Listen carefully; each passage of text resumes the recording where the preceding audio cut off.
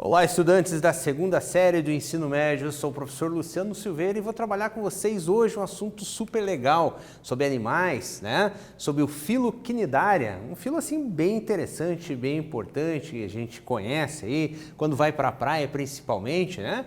E o objetivo dessa aula é reconhecer e entender as características do filo Cnidaria, esse é o nome do filo. Observar e compreender a morfologia das espécies, né? Morfologia refere-se às formas variadas que podem ter. E também discutir a importância ecológica e econômica desse grupo, né? De um modo geral. Muito bem. E aí, vocês já sabem? A charge ao lado mostra a forma de alimentação dos poríferos, tá? Voltando ao assunto dos poríferos. Qual a relação entre a alimentação desse grupo com o seu hábito de vida? Então, o que nós temos aqui? Olá, sou uma esponja. A água do mar passa constantemente através de mim. É assim que me alimento. É claro que eu preferia um hambúrguer com fritas. Então vamos ver aqui, gente. As esponjas são animais sésseis, ou seja, fixos. Eles ficam fixos no substrato onde que eles estão, né, no ambiente que eles estão. E por isso alimentam-se por filtração. É a única maneira deles conseguirem se alimentar. A água passa pelo interior do corpo, deixa os nutrientes, o oxigênio, faz as trocas gasosas e tudo mais. Muito bem. Águas-vivas e caravelas não atacam os banhistas, mas podem queimá-los quando entram em contato com seres humanos. De acordo com os bombeiros, não se deve tocar nos animais, mesmo que pareçam mortos, na areia. Em caso de queimaduras, não use água doce nem esfregue o local atingido. Lavar o local delicadamente com água do mar. Dentro disso também tem vários mitos, tem gente que fala que passa urina e outras coisas, né, sobre a queimadura da água viva, né? Mas isso não é interessante. O que se fala? Lavar delicadamente com a água do mar. Ela vai causar, a gente vai ver aqui durante a aula, o que ela causa, né? Qual a questão, o impacto daquilo que ela causa no corpo da pessoa. E aí a gente vai entender o porquê dessa reportagem. Muito bem. A gente vai chamar de filo Cnidaria ou Coelenterata. Ambiente, aquáticos, representantes desses animais, as medusas e as alforrecas, as caravelas, as anêmonas do mar, os corais moles e as hidras de água doce, né? Todos esses são chamados cnidários. Muito bem. Antigamente eram classificados com Ctenófora formando o grupo, né, chamado Coelenterata, né, ou Coelenterata. Agora, cnidários acabam sendo diferentes hoje, né, dentro de uma classificação mais atualizada, eles acabam sendo mais diferentes, né, nesse tipo de classificação. Os coelenterados são formados pelos cnidários mais os ctenóforos, né? Então, ajuntou esses dois grupos por terem morfologia semelhante e também por ser um grupo parafilético, né? Esses animais já possuem tecidos verdadeiros, diferentemente das esponjas do mar que não possuíam tecidos verdadeiros. Belezinha, então, gente. Vamos para uma primeira atividade. Atualmente, estima-se que existam entre 35 e 40 filos no reino animal. Os cnidários são o primeiro grupo dos chamados Eumetazoa.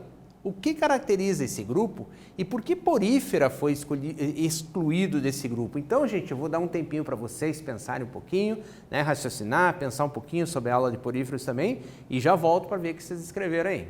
Até mais!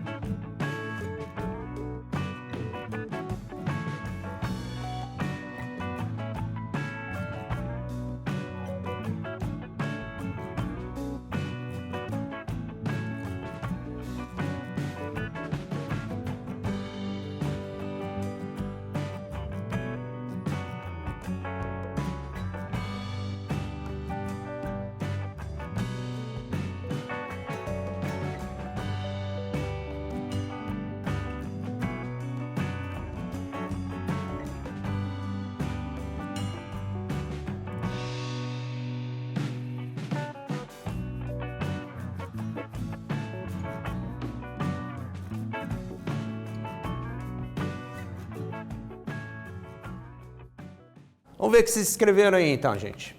Os quinidários pertencem ao grupo, né, chamado Eumetazoa, porque apresentam tecidos verdadeiros na sua composição corporal. Então, os Eumetazoas são todos aqueles animais que têm esse tecido verdadeiro, que realmente é tecido, né? Os porífera, no entanto, né, não estão nesse grupo, pois ainda não formam tecidos verdadeiros, tá? Então, eles não estão dentro desse chamado grupo Eumetazoa. Muito bem. Características deste grupo, deste filo, né? Eles pertencem ao sub-reino Eumetazoa, dentro dessa nova classificação, né? Chamam de Eumetazoa, antigamente chamavam de um modo geral Metazoa, né? Mas assim, Eumetazoa refere-se apenas àqueles que possuem tecidos verdadeiros. Tem simetria radial, então o que seria isso? Você analisando o animal, né?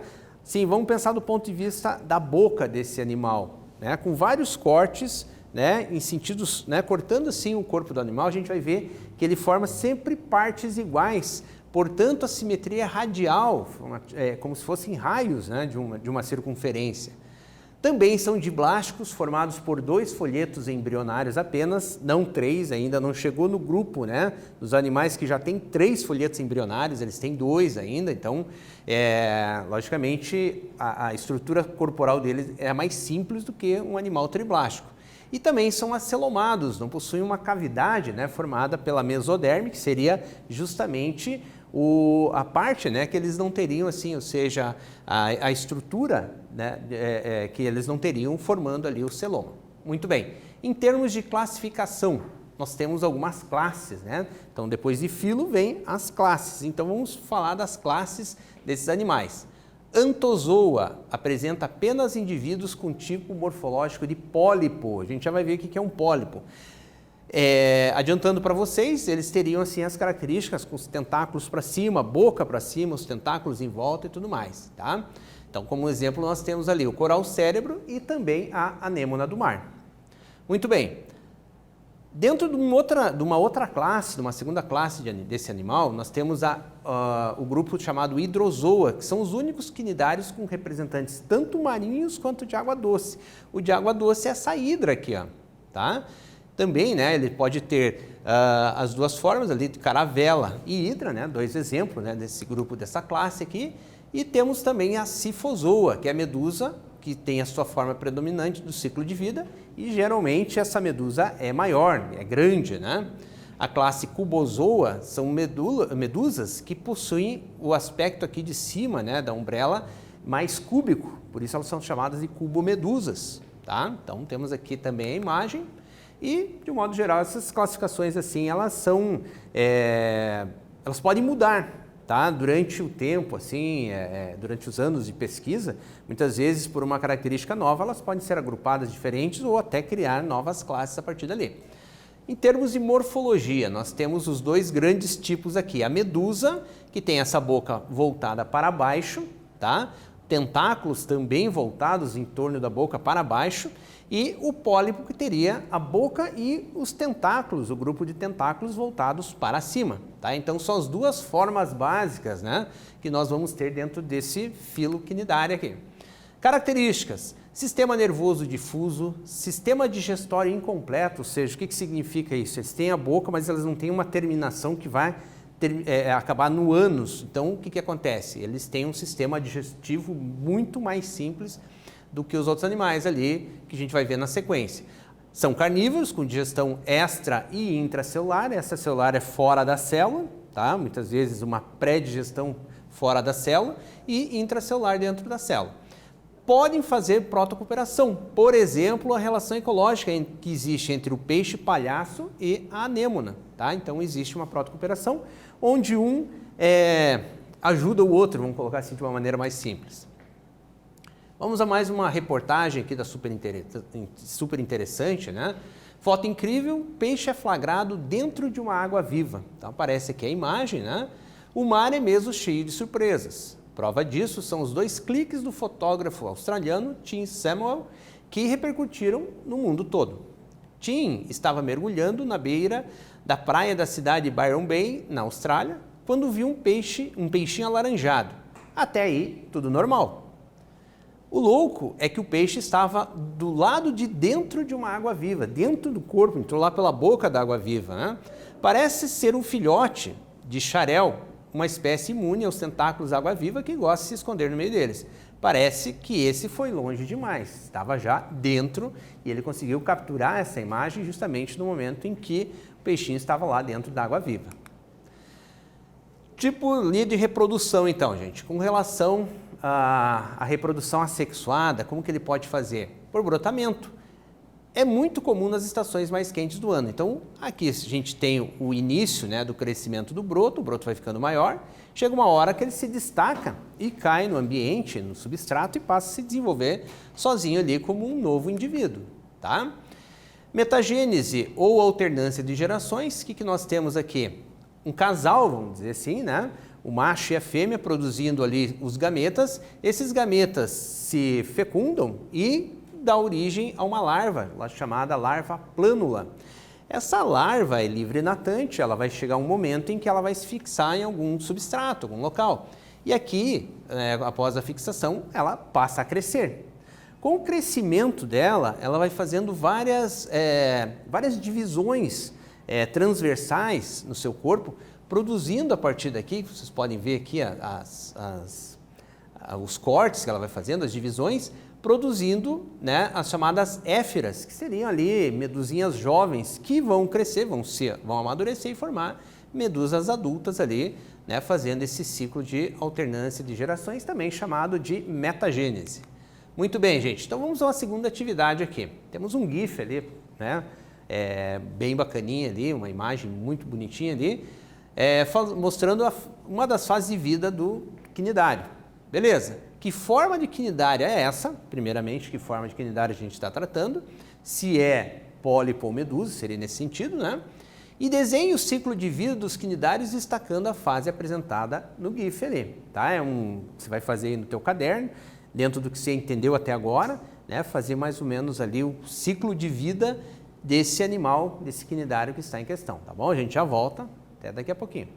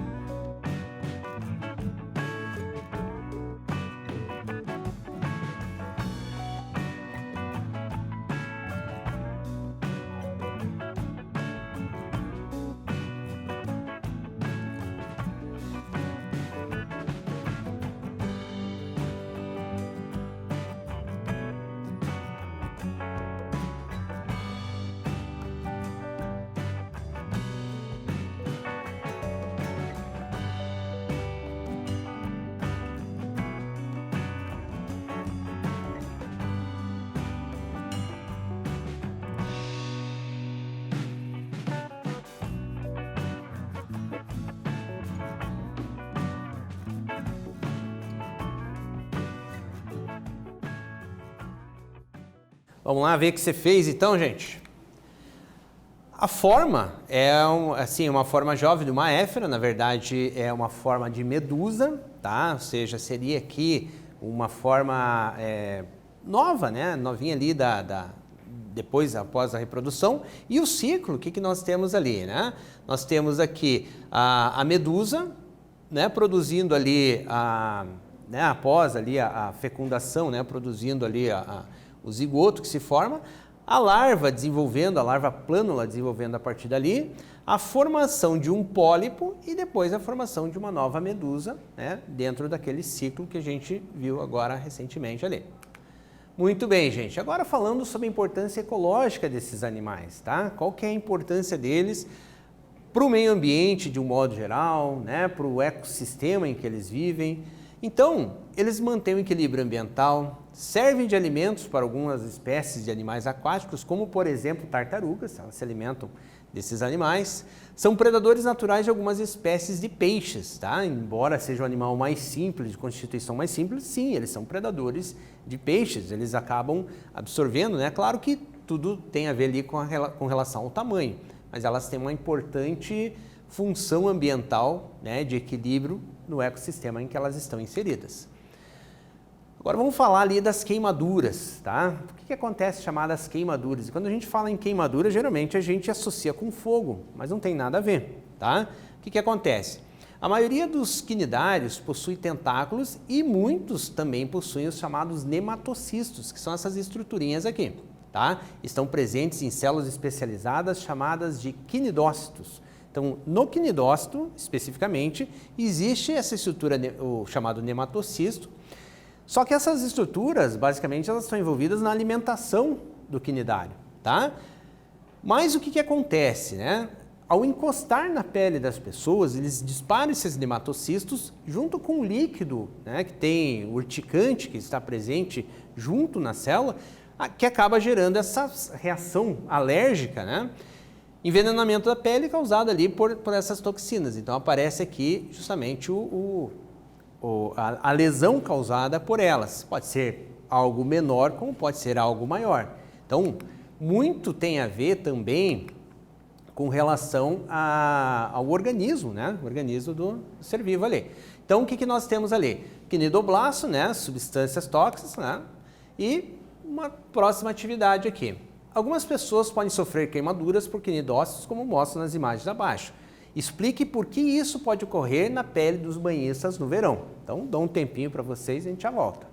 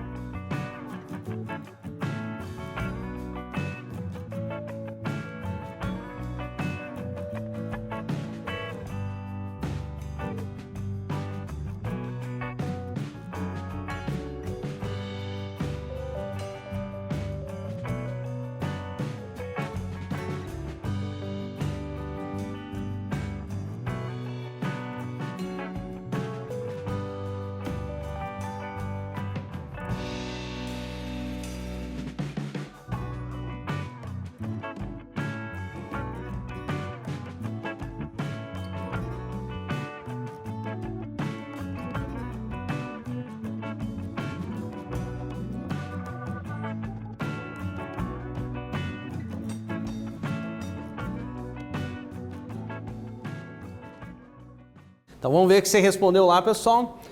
O quinidócito é uma célula presente nos quinidários e que, ao ser tocado, dispara um líquido urticante presente na célula que paralisa a presa.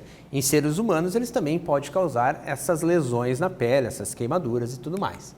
Muito bem, gente. Então, compreendemos as características do filo quinidário, a morfologia dessas espécies e discutimos também a importância ecológica e também econômica desse grupo, tá?